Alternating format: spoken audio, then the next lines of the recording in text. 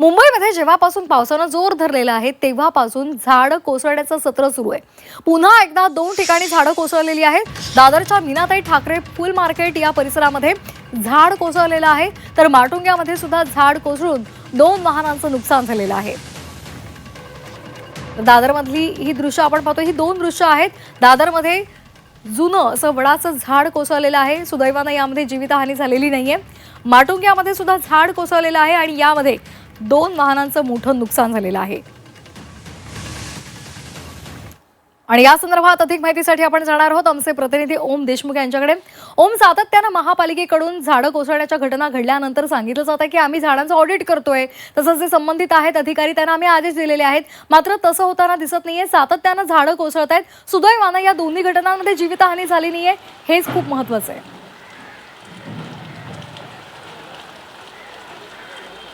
श्वेता, मुंबईकरांचा जीव स्वस्त झालाय का असा सवाल खरं तर मागच्या काही दिवसांपासून ज्या दुर्घटना घडतायत आणि ज्या पद्धतीने लोकांचा मृत्यू होतोय त्यामुळे आपल्याला खरं तर विचारावासा वाटतोय। ज्या घटनेचा तू उल्लेख केलास की दादरच्या फुल मार्केटमध्ये झाड कोसळल्याची घटना घडली, आपण दृश्यामध्ये सुद्धा पाहू शकतो की काल मध्यरात्री 2:30 वाजेच्या सुमारास दादरच्या मीनाताई ठाकरे फुल मार्केटमधलं हे मोठं झाड साधारणपणे स्थानिकांकडून असं सांगितलं होतं की 100 वर्षापासून हे झाड 100 वर्षापूर्वीचं हे झाड आहे।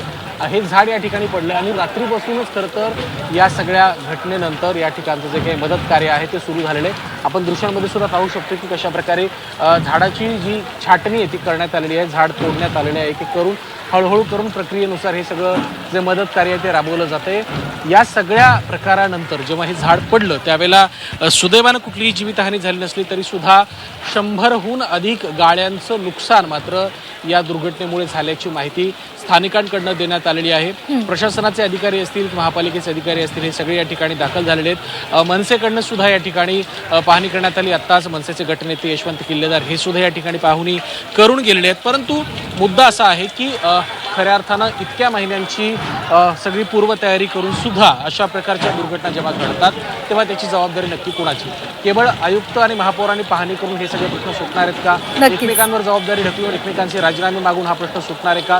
तर निश्चितच नाही। परंतु या सगळ्या घटना काल माटुंग्यामध्ये झाड कोसळलं, त्यानंतर दादरमध्ये फुल मार्केटमध्ये सुद्धा अशाच प्रकारची घटना घडली। त्यामुळे आता तरी या सगळ्या संदर्भात नेमकी कठोर उपाययोजना केली जाते का आणि या सगळ्या संदर्भात काहीतरी कठोर कारवाई केली जाते का, जेणेकरून सर्वसामान्य आणि निष्पाप मुंबईकरांचा जीव वाचेल?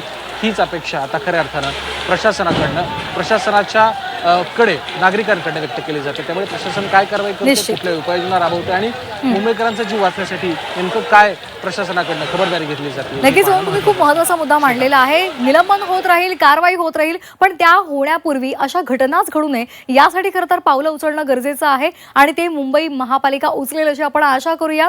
धन्यवाद आपण दिलेल्या या सविस्तर माहितीसाठी।